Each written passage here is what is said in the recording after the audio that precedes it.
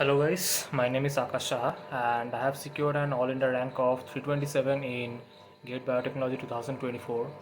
So I'm going to share about my preparation strategy and some tips with you guys which you might find useful. तो पहली बात तो ये है कि काफ़ी स्टूडेंट्स का ये क्वेश्चंस रहता है कि मैं गेट का प्रिपरेशन स्टार्ट कब से करूँ. तो according to me third year is the ideal time for you. लोग जनरली थर्ड ईयर में गेट देते हैं मतलब एग्ज़ाम का फॉर्मेट चेक करने के लिए या कंपटीशन चेक करने के लिए. लेकिन अगर आप थर्ड ईयर से ही अपना प्रिपरेशन स्टार्ट कर देंगे तो फिर आपके पास इनफ टाइम रहता है अपना प्रिपरेशन को कंटिन्यू करने के लिए. और ऐसा भी हो सकता है आपका थर्ड ईयर में ही बहुत अच्छा रैंक आ गया तो फिर आप अपना फोर्थ ईयर में जब आप गेट देंगे तब आप काफ़ी रिलैक्स्ड वे में दे सकते हैं. मेरे हिसाब से एक साल एक अच्छा टाइम है गेट के लिए. एक साल में आप टॉपिक्स को अच्छे से कवर कर सकते हैं, आप टॉपिक्स को रिवाइज कर सकते हैं, आप क्वेश्चंस प्रैक्टिस कर सकते हैं. तो फिर एक साल एक अच्छा टाइम है. आप चाहे तो फोर्थ ईयर से भी स्टार्ट कर सकते हैं, लेकिन अगर आप मुझसे पूछे कि आइडियल टाइम क्या है तो third year is ideal time for you. The next thing is the topics which you should cover. तो पूरा सिलेबस कवर करना काफ़ी डिफ़िकल्ट है. जैसे आप सबको पता है कि गेट का सिलेबस काफ़ी यूज होता है, तो पूरा सिलेबस थॉरोली पढ़ के जाना थोड़ा बहुत डिफ़िकल्ट हो सकता है. तो अगर आप कुछ टॉपिक्स मतलब नहीं पढ़ के जाते हैं तो वो आपको स्मार्टली छोड़ना पड़ेगा. कुछ सुपर इम्पोर्टेंट टॉपिक्स है जैसे bio process engineering, molecular biology and genetics, biochemistry. इन सारे टॉपिक्स को आपको करना ही करना है.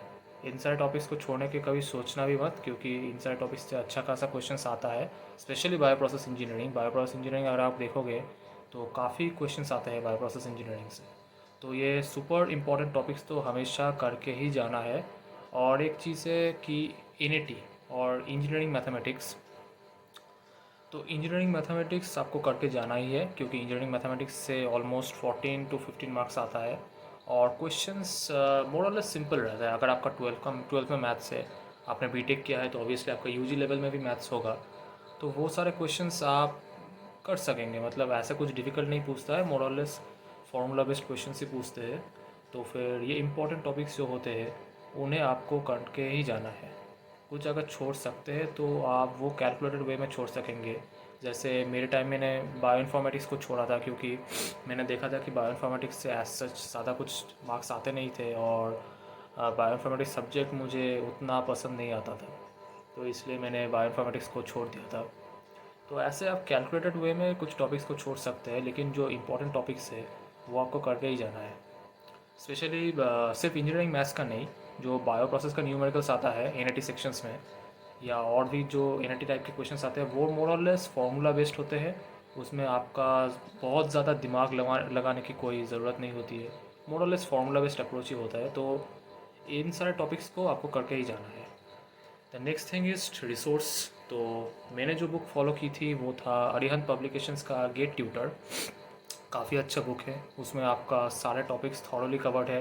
काफ़ी क्वेश्चंस है आपके प्रैक्टिस करने के लिए, प्रीवियस ईयर क्वेश्चंस है, और सॉल्व कुछ मॉडल टेस्ट पेपर्स भी रहते हैं. तो ये काफ़ी अच्छा बुक है, आप ज़रूर ट्राई कर सकते हैं.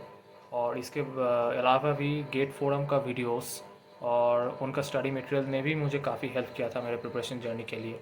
और यूट्यूब तो आपके पास है ही, यूट्यूब से भी आप कुछ टॉपिक्स पढ़ सकते हैं या रिवाइज कर सकते हैं. The last thing is the revision and giving test series. तो सिर्फ पढ़ना ही नहीं है, आपको लास्ट एक डेढ़ महीना या फिर अकॉर्डिंग टू योर स्ट्रैटेजी आपको कुछ टाइम रिविजन के लिए भी छोड़ना है.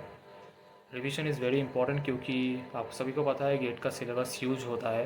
तो सिर्फ आप एक बार पढ़ोगे या दो बार पढ़ोगे तो आप भूल जाओगे धीरे धीरे टॉपिक्स. तो रिविजन, और ऐसा कि नहीं कि आपने एक टॉपिक पढ़ा और आप रिविजन करेंगे एकदम गेट के एक महीने या दो महीने पहले, ऐसा नहीं है. आपको रिविजन करते रहना होगा, और लास्ट में आपको रिविजन बहुत थॉरली करना होगा. आपको सारे टॉपिक्स रिवाइज करना पड़ेगा जो आपने सॉल्व किया है. आपको क्वेश्चंस विजिट करना पड़ेगा, क्वेश्चन सॉल्व करना पड़ेगा. आप जो गलती किए हैं क्वेश्चंस में वो दोबारा ना करो, या एग्ज़ाम में आए तो ना करो, वो देखना पड़ेगा. और टेस्ट सीरीज़ देना काफ़ी इम्पोर्टेंट है. क्या ऑलमोस्ट मैंने शायद 6-7 टेस्ट सीरीज़ दिए थे. तो test series is very important. Test series आपका प्रिपरेशन लेवल चेक करने के लिए बहुत इंपॉर्टेंट टूल है. तो इन सारे चीज़ों को अगर आप फॉलो करेंगे तो मुझे लगता है गेट बायोटेक क्रैक करना उतना भी डिफ़िकल्ट नहीं है जितना हाइप होता है कि गेट क्रैक करना बहुत डिफ़िकल्ट होता है, बहुत डिफ़िकल्ट होता है। आपको बस एक अच्छा सा स्ट्रैटेजी चाहिए, अपना ऑनेस्ट एफर्ट लगाओ, अपना स्ट्रैटेजी रिफॉर्म करो और आप आसानी से क्रैक कर सकोगे।